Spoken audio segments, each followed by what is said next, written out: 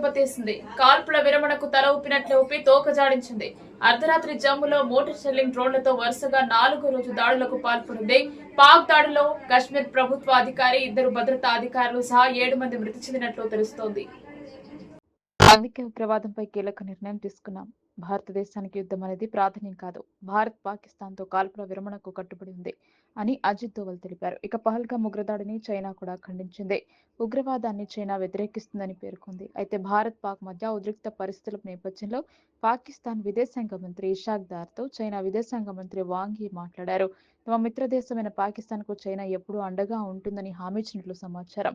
అయితే పాకిస్తాన్ కాల్పుల విరమణ ఒప్పందాన్ని ఉల్లంఘించడం అత్యంత దుర్మార్గమని భారత విదేశాంగ శాఖ కార్యదర్శి విక్రమ్ మిస్రీ మండిపడ్డారు.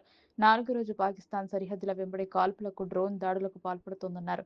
ఇది అత్యంత దుర్మార్గమని తెలిపారు. పాక్ దాడులకు భారత సైన్యం ధీటుగా తిప్పికొడుతుందన్నారు. కాల్పుల వివరణ ఒప్పందం ఉల్లంఘనకు సంపూర్ణ బాధ్యత పాకిస్తాన్దేనని ఈ మేరకు మిస్రీ తెలిపారు. ఇప్పటికే అమెరికా అధ్యక్షుడు ట్రంప్ కీలక ప్రకటన చేశారు. భారత్ పాకిస్తాన్ మధ్య కాల్పుల విరమణ జరిగిందని తెలిపారు. ఈ మేరకు ఇరు దేశాలు తక్షణ కాల్పుల విరమణకు అంగీకరించినట్లు తెలిపారు. ఈ మేరకు ఇరు దేశాలకు ఆయన శుభాకాంక్షలు తెలిపారు. ఇరు దేశాల మధ్య నిన్న రాత్రి నుంచి తాము జరిపిన సుదీర్ఘ చర్చలు ఫలించాయన్నారు. భారత్ పాకిస్తాన్ సమయస్ఫూర్తి, కామన్ సెన్స్ వాడినందుకు కృతజ్ఞతలు తెలిపారు.